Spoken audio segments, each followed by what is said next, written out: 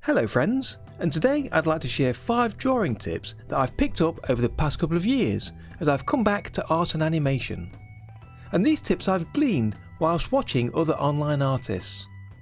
And realising and following these have really helped me to improve my drawing and animation.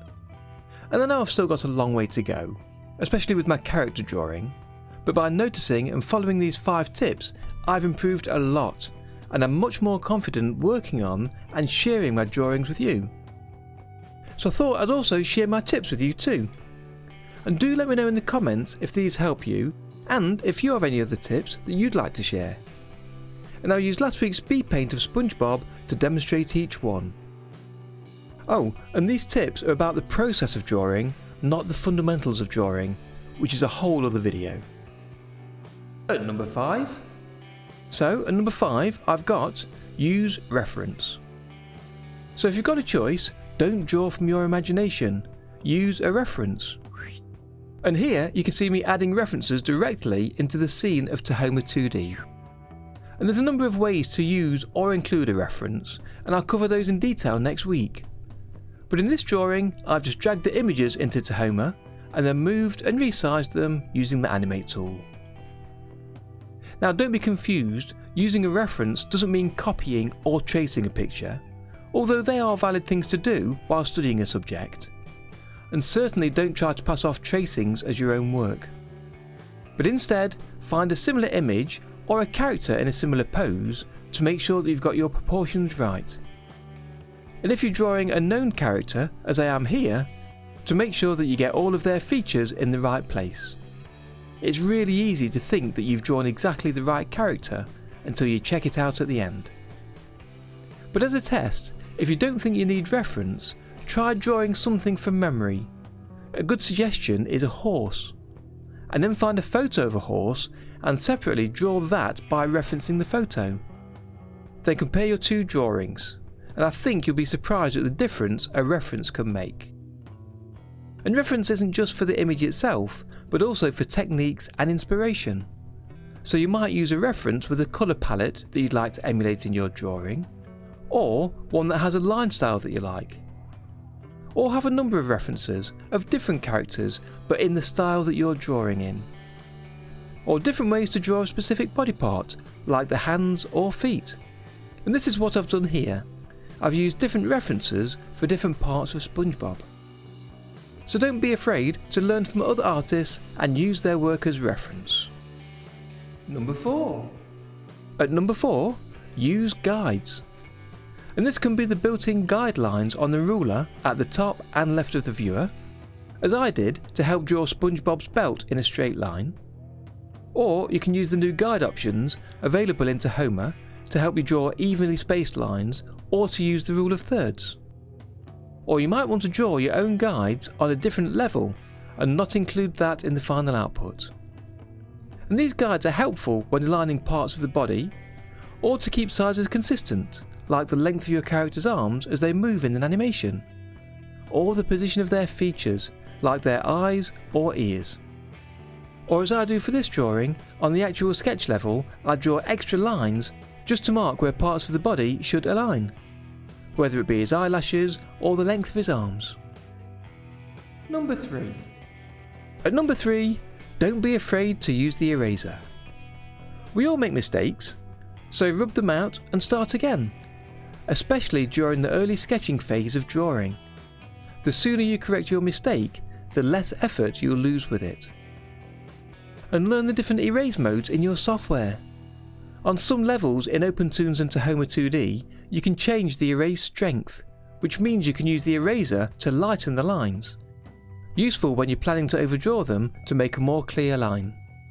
And on some levels, you can choose to erase only lines, or just their fills, or to erase only certain colours.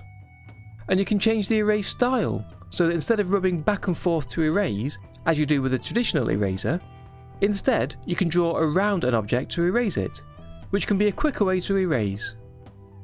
So learn the erase options and don't be afraid to use them. By removing lines that you don't need, this really speeds up your work. And this leads me onto number 2. Number 2. At number 2, adjust what you've drawn using the tools. So again, this is another learn the tools tip. So in OpenToonz and Tahoma, this is mainly about using the selection tool, but there are similar and sometimes better tools in other software. For instance, in Krita, there's the liquify tool, which I just love for making subtle adjustments. But in most drawing software, there's something like the selection tool for making adjustments. You just use it to select an area by dragging a square around it, or by using the polyline selection, or the freehand selection option, which is rapidly becoming my favourite. Then once you've selected the area, you can resize it by dragging the edges and corners, or skew it by holding Control and dragging one of the edges or one of the corners. And again, at the sketching phase, it's useful to get the basics right early, like the size and position of items. And as you watch the full speed paint of me drawing Spongebob, you'll see me making these kinds of adjustments on each of the sketch drawings, which meant that the inking literally involved just drawing the neater ink lines, without worrying about the position of them or how they all look together. So you can concentrate on the line looking smooth and on the line weight. And also, as part of this tip, I'd say don't be afraid to use copy and paste. This is a good way to get a duplicate of part of your drawing. Perfect for copying an eye or other part of your character's body. And then, if necessary, you can use the selection tool options to flip it. And doing this is especially useful if you follow my number 1 tip. And my number 1 tip, if you hadn't guessed already, is use multiple drafts. I've already mentioned that editing your drawings early on in the process saves you time. It really does. And if you plan to throw away a sketch because you know you're going to redraw it afterwards, in a clearer drawing, then you're more likely to draw loosely and iron out the size and position issues early on, which really helps your drawing. And some artists and animators draw lots of drafts. One animator that I know uses 3 or 4 drafts before the final ink line, with the first being just basic shapes of spheres and cubes, and these just give you the rough shapes that you need, and you can work out the basic timing of your animation with these. Then the next draft will be adding some shape details, like adding pipes for arms and smoothing out the shape of the cubes, that kind of thing. Then the next will be adding details of the features, adding the hands, fingers, facial features and the rough clothing, all the while adjusting the size and position as the features are added. And then the final sketch will be an overdraw of the character, fixing any final problems and drawing just the character without any guides or additional lines, before then and only then drawing the neat ink lines in yet another layer. And you can do this on separate drawings or by overdrawing on the same drawing. And I usually do a combination of both. But today for this drawing of Spongebob, I used a single level for the sketching, with each stage drawn in a different drawing and using the onion skin to see the previous sketch. And I started with the rough shape frame to get the rough shape and size of his body, trying to leave space for his legs. Then on the next frame, using the onion skin, I drew some of his features, adjusting them as I went. And because of the adjustment, there's some messy lines. So, on the third frame, I overdrew this neatly as a sketch, still leaving time to make changes at the end, before finally starting a new vector level and drawing the ink lines there. And then finishing off by colouring on a separate smart raster level. And for a bonus tip, don't be mistaken that speed paints are quick to do or are drawn in one pass. When you see your favourite artist or animator share a speed paint, it's just for entertainment. You're just seeing part of their process, but often only part of it. You won't see their references that they have off screen. You won't necessarily notice the guidelines they use, or the number of times they erase and redraw, or even adjust their drawings. And they might even edit out the parts where they throw away huge chunks of work that didn't make it to the final piece.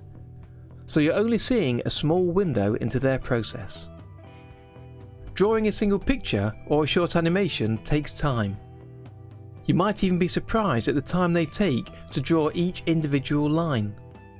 Some artists draw incredibly slowly and use multiple drafts, some of which you'll never see. So if they have a behind the scenes version of a drawing or their process, do take a look and see what's really involved in putting together their art. So that's my 5 tips for better drawings. And when I first noticed artists using them, they all surprised me. And I don't know why, but like most beginners, it's easy to see a finished piece of work or a speed paint and think that the artist animator just sat down and drew it as you see it, without using drafts, reference or editing. But it's important to know that they worked at their art and they improved over time. And this one message, once I realised it, is something that encouraged me to continue more than anything else. And it persuaded me that I can do it too. And this is the core ethos of this channel, that everyone can draw and everyone can animate. And it's my mission on this channel to let you know that you can too. So if you're interested in animating for free, check out my other videos on this channel and take a look at my Discord to join enthusiasts just like you to chat about art, animation and advice and tips for using OpenToonz and Tahoma2D, and to share your art and animations over there too. And if you're new to the channel, I make animation tutorials for OpenToonz and Tahoma2D. I share news about developments with these 2 pieces of software, and also my own animations. So if that's the kind of thing you're interested in, then subscribe and hit that bell to be notified when a new video comes out. I release videos every Friday and the occasional midweek video, and I've also started a Sunday live stream as I work on animations and animation practice, so why not join me for those? So that's my 5 top drawing tips. Let me know in the comments if you have any other tips to share. But keep drawing, keep animating, and you'll keep improving. And that's a Darren Tea. Have you always wanted to animate but didn't know how to start and software seemed expensive and difficult to use? Well, with OpenToonz, it's free, powerful, and once you know how, it's easy to use. And it's my mission to get you animating with it today. Hi, my name's Darren, and I've been teaching OpenToonz for the past 3 years, showing thousands of students just like you how easy it is to animate with, and cutting through the jargon to show that anyone can animate with it. And by the end of the course, you'll be able to animate traditionally using OpenToonz. And the course is designed for students brand new to OpenToonz, as well as those new to animation. So take a look at the free lessons I've offered below, and then why not sign up and join me animating traditionally with OpenToonz.